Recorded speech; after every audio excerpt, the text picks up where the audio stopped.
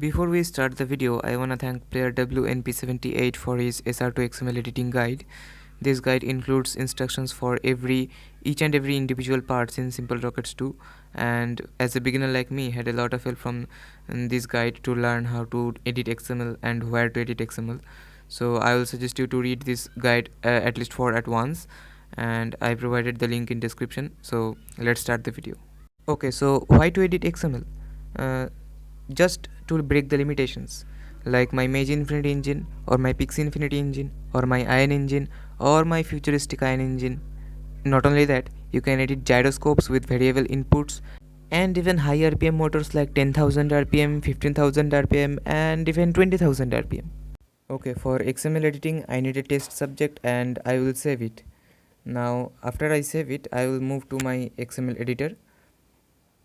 I am using Accord application as my XML editor and I have to import the file that I saved earlier. So to import the file, the path may be different for your devices, but here you can see how to import the file for devices like mine.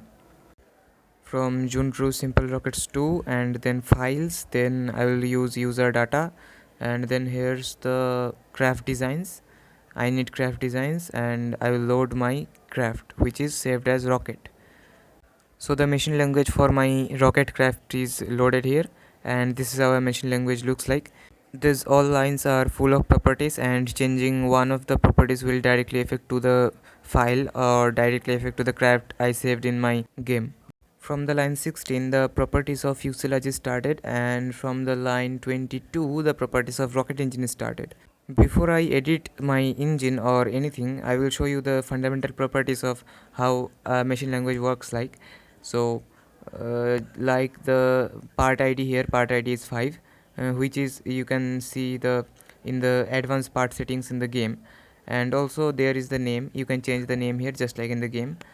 I am naming it Mage Infinity engine, but the name doesn't matter because all the other properties of the rocket engine is still same.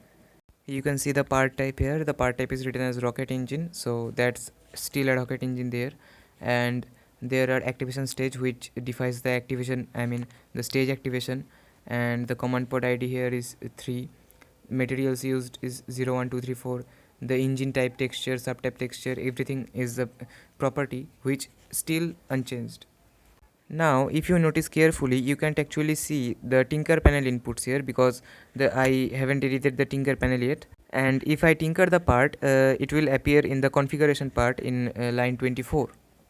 As example, let's write part scale here. The part scale equal to let me see, what should I write here. Equal to 1.1, guess, yes, 1.1, and y equals to, let's guess, it will be 6, y equals to 6, and z equals to 1.1, no, let me write 1.5 here. Now you have to remember that position, rotation or part scale, whatever you are writing here, you make sure that you are writing in XYZ format, where x equal to width, y equal to length and z equal to depth. Now if I save these changes and reload the craft in my game, then the engine will look something like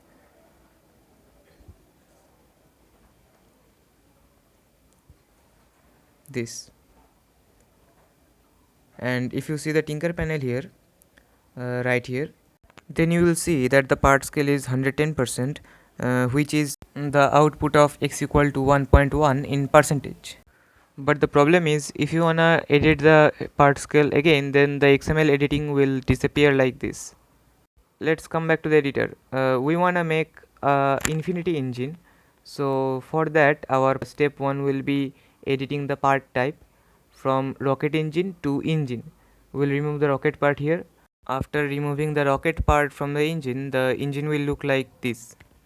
And if we remove the rocket part here, the other properties related to rocket will disappear, won't work anymore. So we can easily remove the properties like engine type, texture, nozzle texture, subtype, etc. I have to be very careful or I will remove other properties too, so I need to be very careful at this. Well, whatever, Let's remove this quickly. And now I need to think about my configuration. Let me see, we can ignore other properties here, and the atmospheric drag and area is none of my business. So I guess I can configure the part scale here to normal, obviously. Okay, let's change the part scale here. This will be z x equal to 1, y equal to 1, z equal to 1. Now if you see the Tinker panel, the part scale will show 100%. Again at line 25, this isn't a rocket engine anymore, so I can remove the rocket part here, and the whole rocket engine properties can be removed, and I can insert custom properties here, which will be suitable for my infinity engines. An infinity engine can consume battery and fuel, and to make the infinity engine truly an infinity engine, we need to stop electrical consumption. So I will input electrical consumption equal to -0. Yes, you have to take care of that negative sign, because if you input 0 here, then it won't work. So our first property is electrical consumption equal to -0. But most of the cases we don't need any kind of battery to run an infinity engine. Now an infinity engine must not consume any kind of fuel, so I will input fuel consumption equal to -0. Yes, again negative sign, so let's input that.